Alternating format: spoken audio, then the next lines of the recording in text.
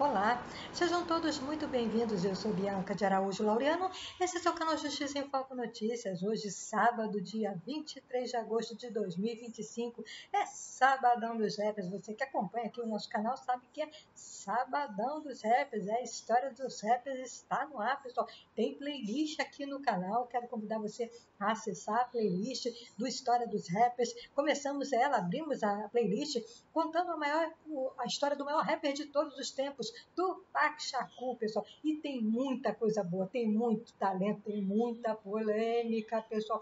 Mas hoje nós vamos contar a história de uma banda de rock nacional, uma das mais queridas e maravilhosas bandas que tem. É uma forma também de dedicarmos aqui o nosso carinho, a nossa solidariedade aí ao Tony Bellotto, né, pessoal, de Titãs, que está enfrentando um problema de saúde. Muita força aí, o Tony Bellotto, é o seu Titãs. Vamos contar a história aqui hoje dessa banda maravilhosa. Se não der para contar a história toda hoje, semana que vem a gente continua, porque Titãs é Titãs, né, pessoal? É talento brasileiro, temos que contar a história completa, né? É muita coisa bacana, é muita informação. Eu quero te convidar para assistir o vídeo até o final. A gente vai verificar aqui se há possibilidade de contarmos toda a história do Titãs hoje. Se não houver tempo hábil, a gente para não ficar longa demais, a gente para e semana que vem a gente continua, tá, pessoal?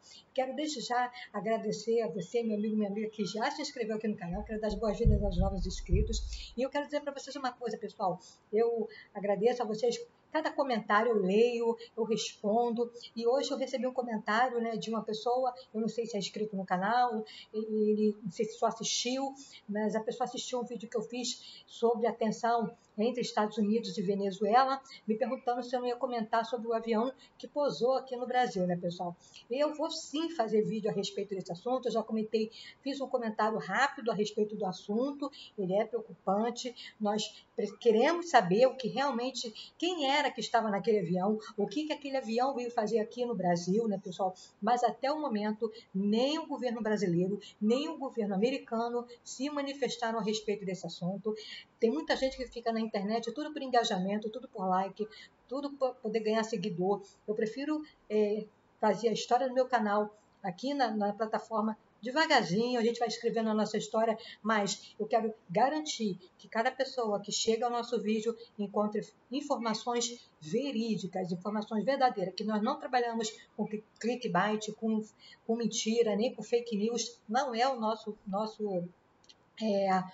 trabalho, não é a nossa intenção, pessoal. A gente busca trazer informações verídicas para vocês. Então ainda não se sabe que se trata aquele avião, as pessoas que estavam dentro daquele avião. Já vi aqui no YouTube dizendo que eram diplomatas, já vi dizendo que eram militares, mas que esses militares também podem estar a serviço de embaixada, de cônsul, né? Então, pessoal, não há informação ainda do que se trata aquele avião, né, do que ele veio fazer aqui, né, do que se trata. É um avião, é um avião militar ligado à CIA americana, mas ele pode servir para um monte de coisas. Então, não há manifestação ainda do governo brasileiro e nem do governo americano, tá, meu amigo? Então, por isso eu ainda não falei sobre esse assunto. Nós estamos aguardando, é que nem a tensão lá nos Estados Unidos e Venezuela. A única informação no momento é que tenha navios em águas no Caribe, chegando já na parte venezuelana, e é só o que temos até o presente momento. Não houve invasão, não houve aquilo. Não vamos ficar aqui fazendo teoria da conspiração, com clickbait, com mentira. Não é esse o nosso trabalho, né, pessoal? Então, assim que tivermos informações reais a respeito do avião que pousou aqui no Brasil, vindo dos Estados Unidos, aquele avião chamado, né, de avião misterioso, a gente traz aqui para vocês informações. Mas o assunto de hoje é Titãs, né, pessoal? Vamos começar a contar a história aí de Tony Bellotto, a quem dedicamos esse vídeo. Muita força aí para você, Tony Bellotto, e a banda Titãs, essa banda maravilhosa. Vamos começar a contar a história, né, deles, pessoal. Aqui, apesar de ser a história dos rappers, é uma playlist totalmente democrática. Aqui tem muito talento brasileiro também, pessoal.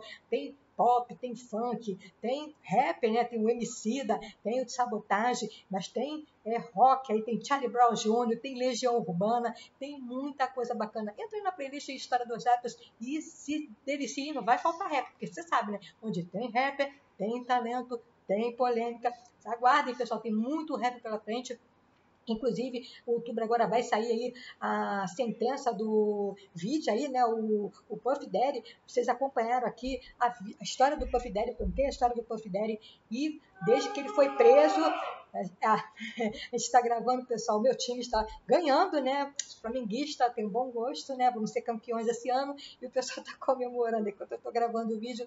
Mas aí a história do Puff Daddy, desde a prisão dele em setembro do ano passado, ao julgamento dele agora, no mês de julho, que ele julgamento vergonhoso, né, pessoal? Agora vamos aguardar aí a sentença que vai sair em outubro e a gente vai trazer aqui para vocês no canal Justiça em Foco Notícias. Então, não vai faltar rapper, não vai faltar polêmica aqui para vocês que são amantes do rapper, não, tá? Mas vamos lá. Hoje é dia de Titãs, pessoal. Vamos lá. Titãs é uma banda de rock brasileira formada em São Paulo em 1982. Embora originalmente tocassem pop rock e rock alternativo em seus primórdios, o grupo também já utilizou diversos outros gêneros ao longo de mais de 40 anos de carreira, como new wave, punk rock, grunge, MPB, música eletrônica. É uma das bandas de rock mais bem-sucedidas do Brasil, tendo vendido mais de 6,3 milhões de álbuns e trazendo parcerias com vários artistas brasileiros de renome e diversos cantores internacionais também, né, pessoal? Eles receberam o Grammy Latino em 2009, ganharam o troféu imprensa de melhor banda por 4 vezes. A formação inicial contava com um número de integrantes bastante incomum. Galera, o grito aí vocês vão aturar aí durante o vídeo, porque o Flamengo está ganhando, né? Fazer o quê? Normal, né, pessoal? Eu tento ser humilde, o Flamengo não deixa, vou fazer o quê, né? Vamos lá. Eram 9 membros, sendo quais 6 eram vocalistas. Pois é, Arnaldo Antunes, Branco Melo e Ciro Pessoa cantavam e faziam vocais de apoio. Nando Reis, Paulo Miklos e Sérgio Brito, além de cantarem, se revezavam entre os teclados e o baixo. O restante do grupo era formado por André Jung na bateria, Marcelo Fromer na guitarra de base e Tony Bellotto na guitarra solo. Ciro Pessoa rapidamente deixou o grupo antes mesmo do lançamento do primeiro álbum da banda em 1984. André Jung era baterista inicial, mas foi substituído por Charles Gavin no início de 1985, estabelecendo a formação clássica da banda. Desde então, a banda perdeu outros 5 membros, que nunca foram substituídos oficialmente. Em 1992, Arnaldo Antunes deixou o grupo para seguir carreira solo. Em 2001, Marcelo Fromer morreu após ser atropelado por uma motocicleta em São Paulo. E em 2002, Nando Reis também deixou a banda para se concentrar em seus projetos solo. As mudanças mais recentes foram a saída de Charles Gavin e Paulo Miklos em 2010 e 2016, respectivamente, ambos aí por motivos pessoais. Após a morte de Marcelo Fromer e a saída de Nando Reis, o grupo passou a se apresentar com alguns guitarristas e baixistas eventuais, Emerson Villani, André Fonseca e Lima Arussi. A partir do lançamento do álbum Sacos Plásticos em 2009, Branco Melo e Sérgio Brito tornaram-se baixistas definitivos, com Brito tocando apenas quando Melo canta, e Miklos como guitarrista até sua saída do grupo. Em 2010, a banda voltou a usar músicos de apoio com a entrada do baterista Mário Fabre no posto de Charles Gavin, algo que se repetiria em 2016 após a saída de Paulo Miklos e a entrada do guitarrista Beto Lee, filho da Rita Lee, né, pessoal? Da grande Rita Lee, maravilhosa. Contextos de atividades anteriores, vamos começar a contar a história da banda em si agora, né, pessoal?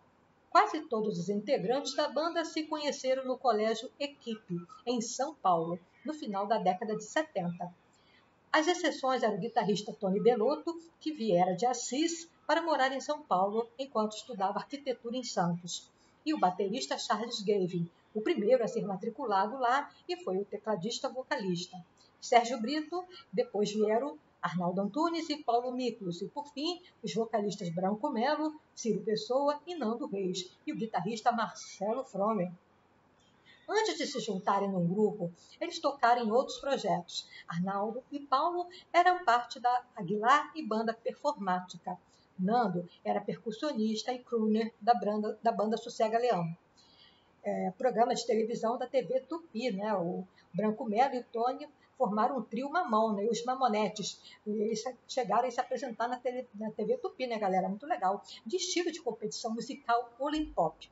em que a atriz Débora Seabra, após a apresentação dos três garotos, disse que eles precisavam evoluir e que tinham que estudar. E Wilson Simonal disse que tinha um gosto mais moderno e que gostou do conjunto. Marcelo também integrava a banda Maldade com Fernando Salem, Beto Freori e Macalé, sem relação com Jardes. E Nando integrou os Camarões com Carl Umbriger e Paulo Monteiro. Entre outros que registrou O Cheiro da Beterraba, escrita pela prima de Nando, Vange Leonel. A Vange Leonel, quem não conhece, né? Grande Vange Leonel, que já nos deixou, né? O disco A Feira da Vila, com finalistas do segundo Festival da Vila Madalena, da mesma obra, Paulo cantou o desenho, que ele escreveu com Arnaldo. Paulo e Fernando Salem, tocavam também no Bom Quixote. Sérgio e Marcelo também chegaram a se apresentar como calouros no programa do Chacrinha, sendo gongados cantando a música Eu Também Quero Beijar, sucesso aí de Pepeu Gomes, né? Eles foram evoluindo e participaram de vários grupos antes de chegarem ao Titãs, né, pessoal? Formação e primeiras apresentações, né? Tiveram uma trajetória bastante interessante, cada um integrante do grupo, né? Após acompanharem apresentações de novos baianos, Alceu Valença, Caetano Veloso e Gilberto Gil no pátio da instituição, iniciaram uma banda e gravaram uma fita com cantadas para meninas. Naquela altura, o grupo era grande e incluía nomes como Nuno Ramos, que mais tarde viraria artista plástico. O catalisador dessa união foi um evento na Biblioteca Mário de Andrade no ano de 1981, chamado A Idade da Pedra Jovem, que abria um espaço nas quartas-feiras ao meio-dia para projetos da juventude. O grupo apresentou uma ópera pop centrada em Johnny Christel, que seria uma espécie de Tommy brasileiro. Nesta formação, Paulo e Sérgio se revezavam no teclado e no baixo. Marcelo e Tony tocavam guitarra. Nando Reis tocou bateria. E havia ainda 6 vocalistas, incluindo Arnaldo e Ciro. E mais 5 vocalistas de apoio, ainda sem a presença de Branco, que estava se casando na época. Depois de uma passagem no Rio de Janeiro, onde viu de perto a ascensão da banda de seu então cunhado Billy Forghieri, a Blitz, Ciro sugeriu a Tony que eles formassem o Titãs, do Lelê, para valer. A origem do nome remete aos primeiros ensaios da banda realizados na biblioteca da casa dos pais de Tony, onde haviam livros como Titãs da Ciência, Titãs do Esporte, Titãs da Literatura, entre outros. E isso os inspirou a criar o nome da banda, né? Titãs do Iê. Os primeiros shows ainda da banda Titãs do Iê ocorreu no dia 15 e 16 de outubro de 1982, no Sesc Pompeia. Descrito hoje pelo baixista e vocalista da banda, Branco Melo, como uma sessão maldita, pois teria começado muito tarde, após a meia-noite. No início, o visual da banda incluía maquiagens e ternos coloridos e gravatas bolinhas. Além disso, a primeira formação contava com 9 integrantes, sendo eles Arnaldo Antunes, Branco Melo, Marcelo Fromer, Nando Reis, Paulo Miklos, Sérgio Brito, Tony Belotto, Ciro Pessoa e André Jung, dos quais 6 eram vocalistas. Arnaldo, Branco e Ciro eram apenas vocalistas. Sérgio Brito cantava e tocava teclados. Nando Reis tocava baixo e cantava. Tony e Marcelo tocavam guitarra e violão, respectivamente. E André Jung tocava bateria. O Noneto subia ao palco com um repertório de 30 músicas autorais. Muito bem.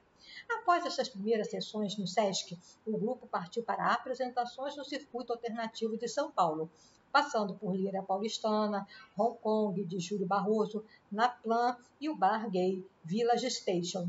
Ao mesmo tempo, distribuíram fitas demo, das quais foram parar com Lulu Santos, Liminha, Billy Forghieri, no programa Fábrica do Som.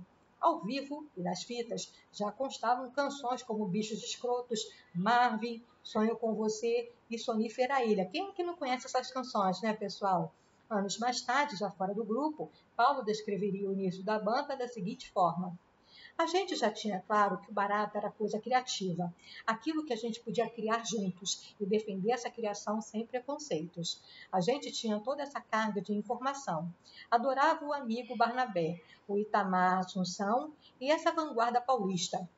Eu queria fazer umas frases doce, doce, dodice, dodecafônicas, perdão, pessoal, dodecafônicas. A gente tinha uma proximidade também com a poesia concreta de Augusto de Campos. O Arnaldo Antunes é um cara que estudou as coisas. A gente tinha esse conhecimento profundo da música popular brasileira, trombada com toda a música internacional. A gente era New Wave, mas curtia o seu Valença. A gente sempre gostou do The Clash, por exemplo, que é uma banda que introduziu a música caribenha, o reggae, misturado com punk rock, mais encardido, mais sectário. A gente era coisa caleidoscópia. Saída de Ciro e o primeiro álbum.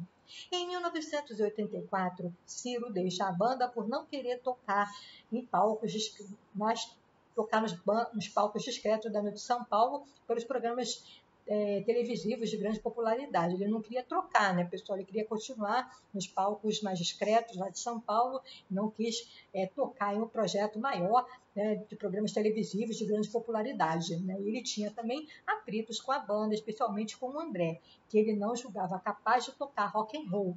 E outra versão da história dá conta também de que as tensões escalaram até ser convidado aí a se retirar da banda, né, pessoal? Então, esse é o conteúdo de hoje. A gente vai parar por aqui. Semana que vem a gente continua contando a história do Titãs. Muito obrigada a você, meu amigo, minha amiga, que ficou até o final desse vídeo.